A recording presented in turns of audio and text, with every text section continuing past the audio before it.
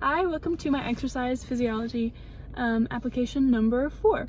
So today was a push day. I did chest, shoulders, and triceps. It was a good day. My bench is going up, so I'm pretty happy. But let's get into some of the application. So in class, we start talking this week about the neuroanatomy and kind of why that matters and how specifically that ties into our movement. And so we're going to talk about that today. So for example, one of the exercises I did today were tricep extensions. I did 2 sets of drop sets until failure, each drop set going to failure. And so, but I can't just say, I'm going to do a tricep extension, speak it into the universe and it happens.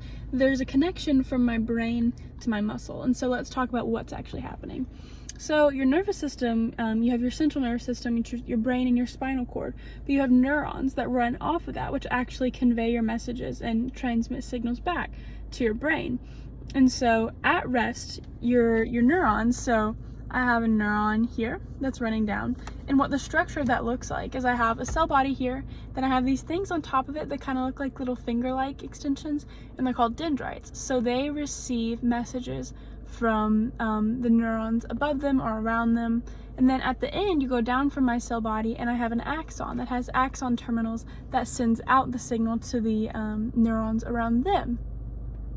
And so what happens is at rest, inside of that axon there, that long tail, my cell has what's called a negative resting membrane potential. And we have this because the 2 main ions here are sodium and potassium.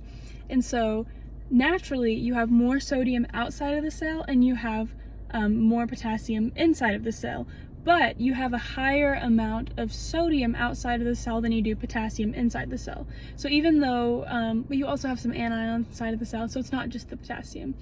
So you still have some positive inside the cell, but you have more positives outside of the cell. So we have a negative resting membrane potential, which hangs out, we'll say for a neuron, around negative 70 millivolts.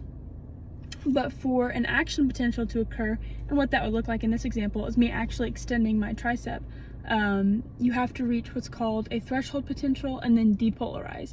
So for our example, we're going to say the threshold potential is at about negative 55 millivolts. And how that happens is your sodium gates open. And when that happens, since you have a higher concentration of sodium outside the cell, and the natural tendency of things is to go down its concentration gradient, that sodium rushes into the cell like it's a slide, and you depolarize. So you go from a negative pole at negative 70 millivolts to about positive 40 millivolts. So you're going from a negative to a positive pole. So woo, that goes up and your signal's transmitted.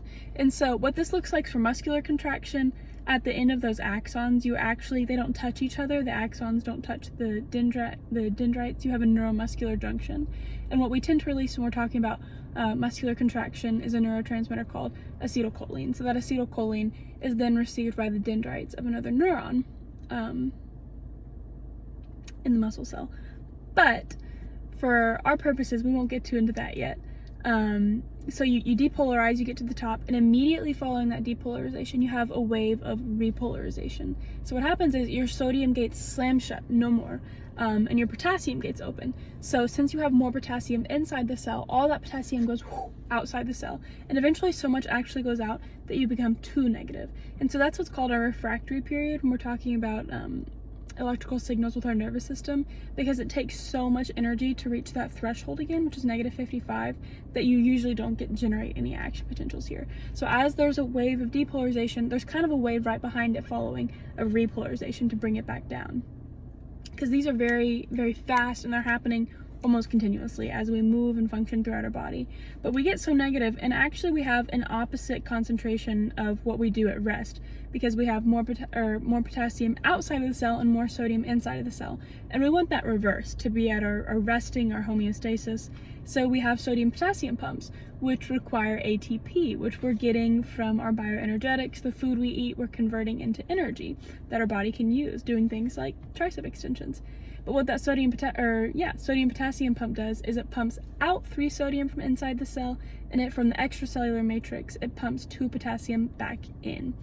And so you're pumping out more positive ions and fewer in, which is again reestablishing that slightly negative inside, and it establishes you have potassium inside, sodium outside.